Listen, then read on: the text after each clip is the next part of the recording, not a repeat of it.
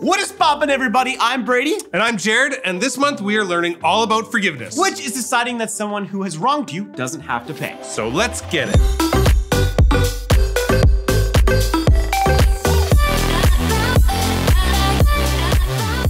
Welcome to Trinity Kids Online. Hey, we are so glad that you are here, getting to spend some time with Brady and I. What? Jared, I just noticed how tall you are. What? How did you just notice that? We've been standing beside each other forever. You know, I don't know. Whatever. I just was wondering what it's like being up there. Up where? You know, like, what do you see? Like, can you see farther? Maybe you can grab the things on top of the cupboard, you know? Brady, I am just like a tiny bit taller than you, like not even a lot. Yeah.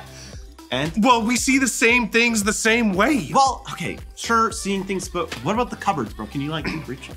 Well, if it helps you, I still need a stool to be able to get on and reach to the very top of the cupboard. Really? Why are you so excited about that? Because that means we're basically the same, even though you're like way taller than me, you know? What? Brady, where's this coming from? Well, you know, see, I was watching this documentary how different animals like live differently based on how tall they are, you know? Okay, and so did you think that maybe the reason they live a bit differently is because they are different animals? Dude, how did I let that slip my mind? I mean, I totally made a challenge time all about animals like you did not. Oh. Okay, well, listen, you made it. Why don't we give it a shot? Really? Yes, okay. You already put the work in, let's give it a shot. Oh, yeah, we do. It's time for a little bit of bigger or smaller. There you go. So go grab all the people in your house, aunts, uncles, siblings, parents, grandparents, neighbors, whoever, because it's time for you should bring an animal, because it sounds like it's gonna be about this game. Let's play. Everybody, welcome to Challenge Time, where we are gonna be playing a little bigger or smaller. Now, this game, we're gonna be comparing two animals. First category, we're gonna be doing bigger, and we are going to be comparing how long these guys are. So if you were to like stand them all up, like me, my length would be, 6 foot-ish, on a good day. And then others would be, higher, like Jared's like, super tall. But these animals, they can vary. So let's see which one has the longest length, going with bigger first. Here we go. Giraffe or lion's mane jellyfish. Okay, I wonder what a bigger animal, giraffes are so big. They're like tall. They're very tall. They got long tongues. They can eat the leaves off the trees. A jellyfish, bro. Those are like little guys like this, like a little guy that's in the ocean, and he goes around, has to be a giraffe. The answer is the lion's mane jellyfish. What? And it's 30 meters? 30 meters long? Guys, I never want to see one of those things. That thing sounds scary. Oh my goodness. All right, moving on to the next one. Here we go. Saltwater crocodile or American elephant? Oh, which one is bigger? Okay, let's see. A crocodile, they're snappy, but that's about it. Elephants, they got big trunk, they got big ears. They just sound big, Let's see which one. I'm going with the elephant. Let's see which one's bigger. Here we go. The answer is crocodiles. What? Again, guys, this game is so crazy. They are 6 meters long. What?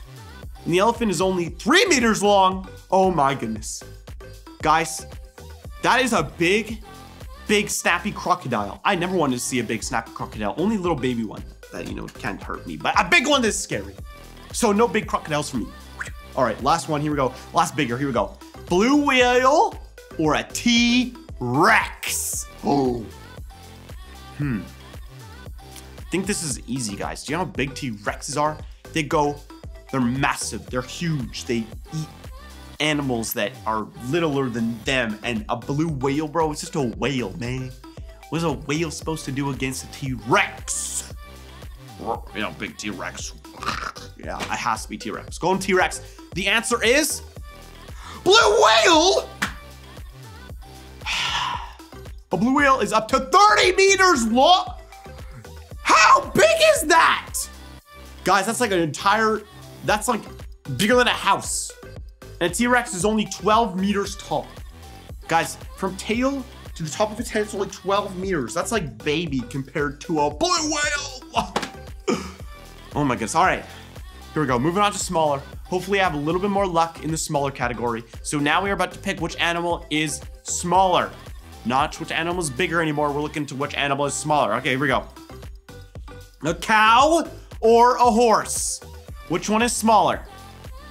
You know what? If you just look at a cow and a horse, you go like this, you know, you go to a farm, you know, it smells great. And you just look around and you see the horses and you see the cows and you're like, which one's bigger? Obviously, the horses are bigger. So I'm gonna go with cow as a smaller, and it is correct. A cow is 1.4 meters long and a horse is 2.4 meters. Wow, big difference. Cows are way smaller than horses. All right, moving on to the next one. Here we go. Leopard gecko versus wild goldfish. Which one is smaller? Well, the wild part of the goldfish is kind of scaring me a little bit. Who knows? But a leopard gecko, they seem like little tiny little boys, you know? They have to be little tiny little boys. But a goldfish is goldfish is what, like this big maybe? And a leopard gecko, maybe a leopard gecko's really big. Who knows? I don't even know. Well, let's see what the answer is. The answer is leopard gecko! Wow, and the wild goldfish is up to 36 centimeters? Guys, that's like a ruler at school. That's such a big goldfish. I don't even know how that big that is, but it feels like really big. It's a big goldfish. Wowzers. All right, here we go. Our last one of bigger or smaller. Here we go. We have tiger or polar bear. Ooh, which one is smaller? Polar bears, they are pretty big. They are big. They're the biggest bear that exists. And they, you know, hunt penguins. They hunt seals. I think that's all. Just, you know, penguins and sails. And they, you know, live in ice cubes, which is pretty cool. Then we have tigers, are just big cats. Like, come on. The tiger has to be smaller than the super epic polar bear, for sure, right? For sure, right? Come on, please. Let's see the answer. The answer is polar bears are smaller? No. Polar bears, no. How could you? Polar bears are 3 meters and tigers are 4 meters long. Oh my goodness, this is crazy. Wow. I learned a lot in today's challenge time. I hope you guys learned a lot too. Or maybe you just knew it all and you guys are super smart. Well, whatever your situation is, I'm so glad you played challenge time with me, and let's continue to the rest of the video. I can't. Wow, that little blue guy was on to something, wasn't he, bro?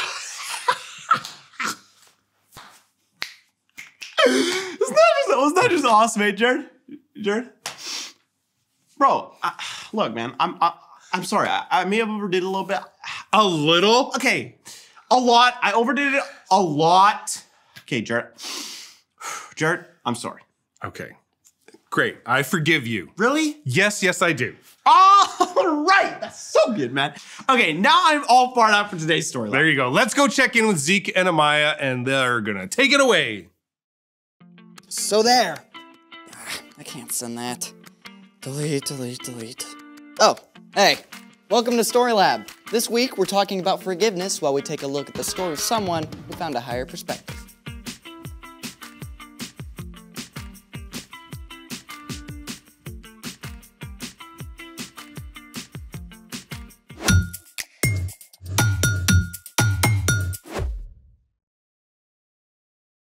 Hey, I'm Carter. And I'm Zeke. We're talking about forgiveness, which is deciding that someone who has wronged you doesn't have to pay. Spoiler alert, there is money in today's story. A handful of pennies is not really a lot of money. That's what you think. These pennies could buy a lot. In 1950. That's what I thought. In 1950, a loaf of bread cost 12 cents, a comic book cost 10 cents, and a candy bar cost 5 cents. It takes a lot more pennies to buy a candy bar now, Zeke. Yeah, but it only takes 1 penny for me to amaze you. Really? Oh yeah, I shall now make this penny disappear just by rubbing it. Mm-hmm. Observe. See? You just made all those pennies fall off the table. You have no sense of mystery. Ah, but I do. I know how to amaze you with this penny. How so? I can make all this dirty tarnish disappear in a single step. You're on. Then, let's do it. Step 1, find a really dark, dirty penny and place it in a dish. Done. Step 2, take out your super secret cleaning agent. Hot sauce? Yep, any kind will do. Squeeze some hot sauce on the penny and then rub it around. What now? Wait 10 minutes. Step 3, rub the penny with your fingers and then rinse it with water. See? Ta-da! That is so cool. I can't believe it's the same penny. I know, right? Copper becomes dirty or tarnished when oxygen in the air reacts with the copper to form copper oxide. Hot sauce has vinegar, which contains acetic acid and salt, or sodium chloride. Both help to break the copper oxide free from the penny. Double whammy. The hot sauce wipes the dirt away like it was never there. You know, my mom has this giant copper tub that's extremely tarnished. You think the hot sauce would work on it? I mean, there is only one way to find out. Ready? Ready.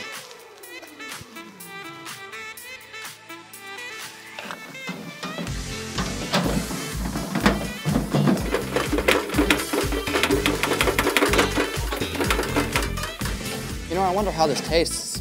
I don't think you want to taste that, Zeke. Oh, is that a dare? It's a double dare. Okay.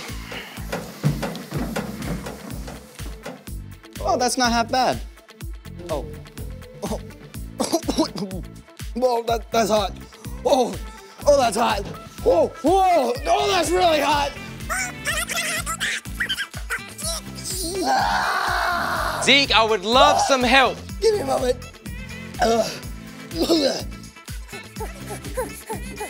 Moment of truth. Moment of truth. It looks so different. It's completely changing it. Speaking of which, it's time for The story before the story. Today, we're in Luke, the 3rd book in the New Testament. But before Luke, in the very beginning, out of a deep, deep love, God made an amazing world. But when people turned away from God, the world was broken. God made a plan to draw people back into relationships. So at the right time, God made a teeny tiny baby to be born in the small town of Bethlehem, God's very own son, Jesus. When Jesus grew up, he began to travel from town to town, teaching and healing.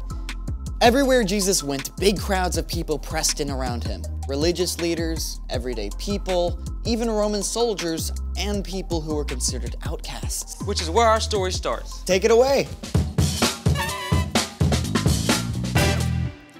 Hey everyone, I'm Brian. One day, Jesus and his followers passed through the city of Jericho on their way to Jerusalem. As usual, a huge crowd gathered. They pressed in from all sides along the road, hoping to see Jesus, to touch him, to be healed. But one man was stuck on the edge of the crowd, a tax collector named Zacchaeus.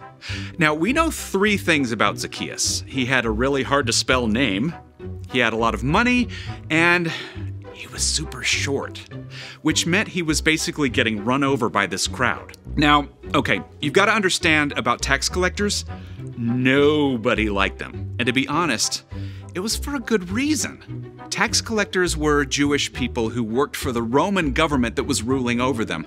So it was like they were working for the enemy.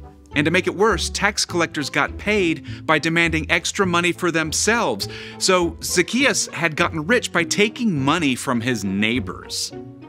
In spite of all this, Zacchaeus really wanted a chance to see Jesus.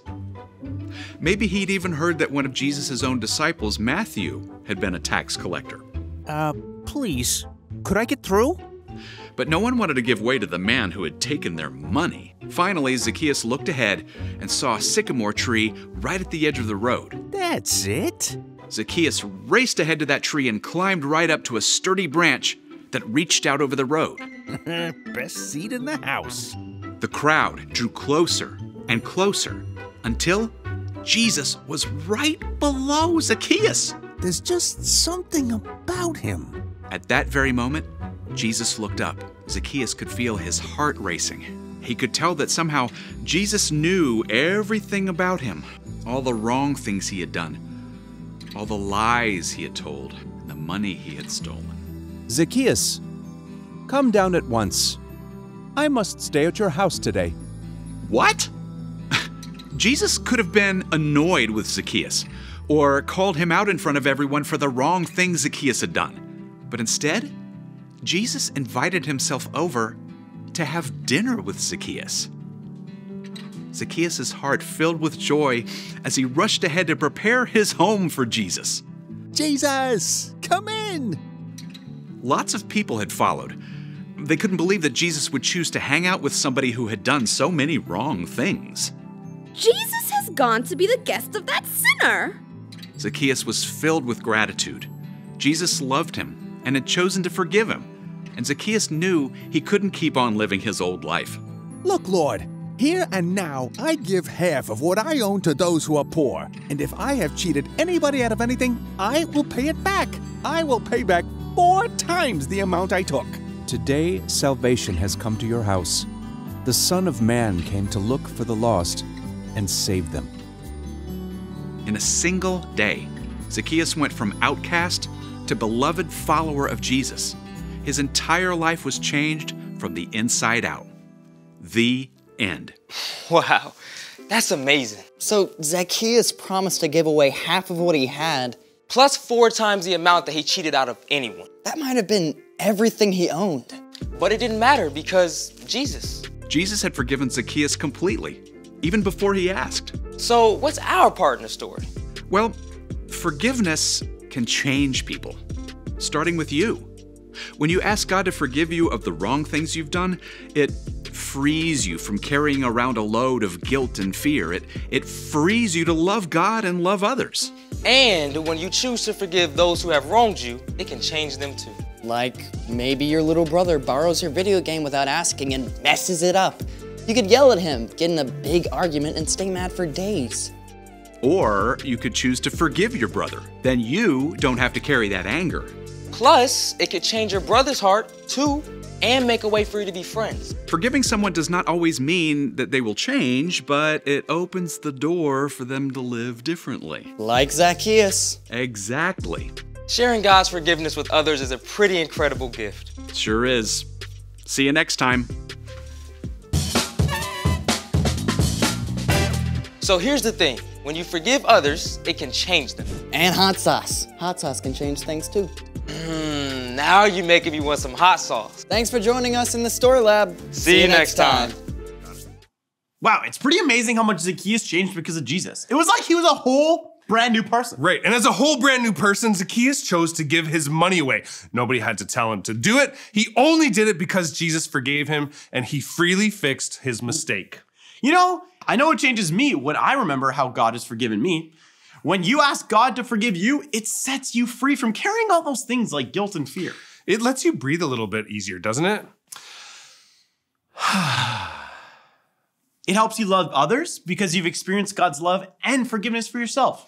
And you know, that's also true in our relationships with one another. Think about how good it feels when someone chooses to forgive you instead of getting even. See, that's what we can do for other people. We can give them the gift of forgiveness. You never know how God might use your forgiveness to change someone's life for the better. So let's finish things today with the prayer we do every single week that helps us grow our relationship with God to love and live like Him. Place a hand on your heart. Father God, fill us with your love and help us to love you and everything you've made. Point to your eyes. Lord Jesus, help us to see you and to see others the way that you see them too. Point to your ears. Holy Spirit, help us to hear you and give us courage to do what you say. Well, thank you so much for hanging out with us today. Stay tuned for the So and So show, and we will see you guys next week. Bye. Hey, John. Great morning, isn't it? Yeah. I mean, seriously, it has been the perfect morning and maybe the best I've ever had. I mean, everything went right. I got up right when my alarm went off. You know, I didn't even have to hit snooze. Yeah, and when I brushed my teeth, I had the perfect amount of toothpaste. It was great. Oh, I picked out my shirt, and I didn't even have to iron it. Oh. I had a balanced breakfast. I read my Bible, did a little exercise, and on the way over here, I hit every single green light. Can you believe it? I'm telling you, man, it was perfect. Sure you're not forgetting anything? What do you mean?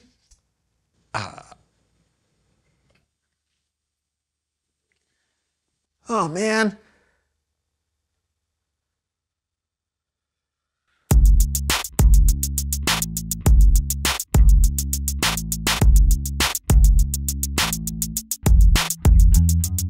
Hey, everybody, I'm John. I'm Brandon, and welcome to the So-and-So Show. We got a special surprise on the show today, but this time it's a different kind of surprise. Yeah, normally we like to surprise you or each other, but today we've got a surprise for our guests. Yes. So without further ado. Oh, and please don't spoil the surprise. Oh, yeah, no. Just act natural.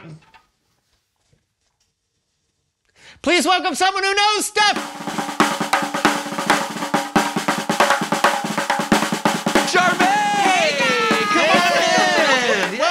Charmaine. Come on in. It's great to be back. No. And for all of our new viewers out there, please tell us who you are and what you know. I'm Charmaine, and I know a lot about music because I'm a singer.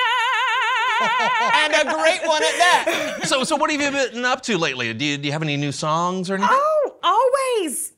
Do you want to hear my latest work in progress? I don't know, let me think. Yes, please. Oh, great. Backup music. Hey, yeah. You've got this, it's a new day. No need to be afraid. Just be brave, be brave. Look up at the sky and say, I am on my way. I am on my way. That's awesome. I love it. Oh, yeah. Thanks. You want to hear another one? Okay, yes, we do. But first, we actually have a little surprise for you. Oh, okay, really? All right, hold on to your hat. She's not wearing one. All right, yeah. Well, wow. Please welcome someone else who knows stuff.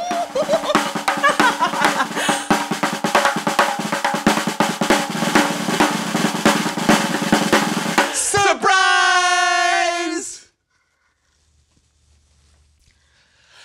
Surprise! I didn't know there would be another guest on the show today. Oh, that's why it's a surprise, and not just any other guest. It's your friend, Charmaine. Come on in. Have a seat. Just get this closed. Okay. Tell us who you are and what you know. My name is Sheila, and I know all about music because I am a singer. That's exactly what Charmaine said. Of course it is. I'm sorry. Is there something wrong?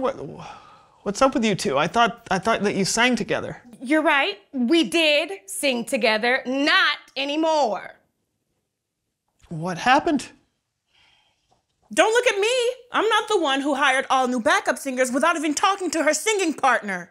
Well, at least I didn't purposefully mess up during a live performance in order to make my singing partner look bad. I did not. Yes, you did, and you know it. This is why I stopped working with you. You're impossible. I'm impossible. Me? The only thing impossible here is your ability to hit the high note. You did not mean that. Fine. No, I didn't. Your vocal range is perfection. Thank you. So is yours. Do you want to talk about this in private? No. We don't need to talk at all. But you're the best duo, though.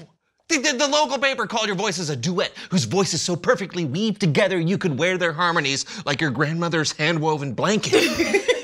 Yeah, that was a weird review. Well, it was nice, but who wears music like a blanket?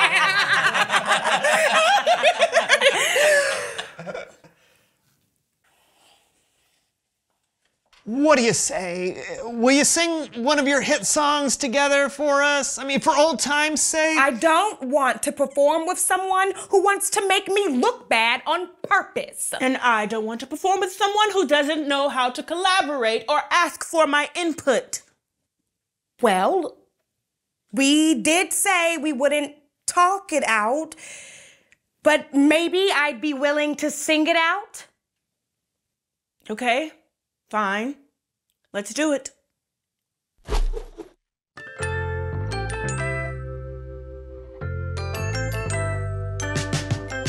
It hurt my feelings when you made me look bad. I trusted you, but now I feel like I can't. It's hard to say, but easier to sing. I'm sorry I did that. It was not cool of me. I'm sorry, Charmaine. I really am. I was just insecure because you were outshining me, but that was really awful of me to do to you. I promise I won't mess up on purpose again. Thanks, Sheila. I forgive you. I owe you an apology, too. Well, you were supposed to be partners, and I didn't even ask for your input on backup singers. Do you forgive me? Of course. Oh, that was awesome. The power of music. So, you guys still want to hear us sing one of our hits together? Yes.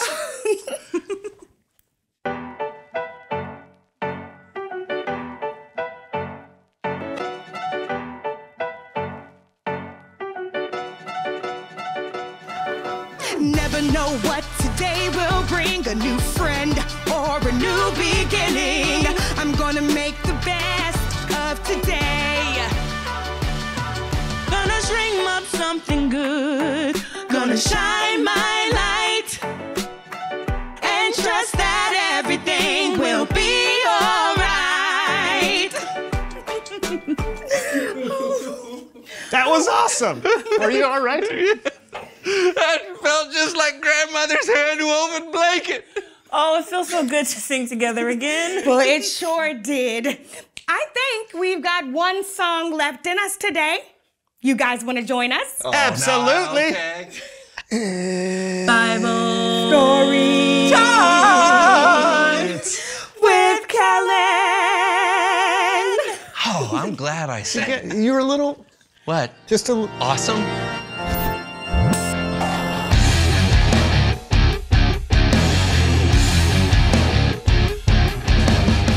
Hey, fellas. Hey, Kellen. What you got for us today, my friend? Well, today we have a story about Jesus from the book of Luke. You see, Jesus traveled from town to town with his friends and his disciples. He taught all about God's kingdom and did all kinds of amazing miracles. One day, he traveled through a place called Jericho, and that's where our story begins. Oh, can I help you tell the story, Kellen? Sure. What exactly do you have in mind? You'll find out. Okay, looks promising. Here we go. Like I said, Jesus was passing through Jericho. A man named Zacchaeus lived there. You see, Zacchaeus was an important tax collector and was very rich. Here you go. Well, actually, Zacchaeus was really short. Oh. And he probably didn't have many friends or people who were really happy to see him. Oh. Because in that time, tax collectors were really greedy and often stole from the people they collected taxes from. So, people did not like him. Okay. How about this? Yeah, that seems about right. Cool. Keep going. Zacchaeus wanted to see who Jesus was. He probably heard stories about him, the way Jesus healed people of diseases, or how his teachings always blew everyone's mind. Maybe he even heard about how one of Jesus' disciples, Matthew, had been a tax collector too. But as usual, Jesus was surrounded by a large crowd of people. And since Zacchaeus was short, he couldn't see over the crowd. So Zacchaeus climbed a sycamore fig tree so that he could see Jesus. Is that a palm tree? What? It's a coconut. No!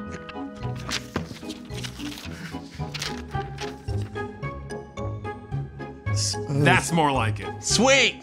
Like a fig. Good one. What happened next, Kellen? When Jesus reached the spot where Zacchaeus was, he looked up at him and said, "Zacchaeus, come down at once. I must stay at your house today." So Zacchaeus came down from the tree at once and welcomed Jesus into his home gladly. The end! Whoa, slow down. That is not the end of the story. It's not? Nope. Oh,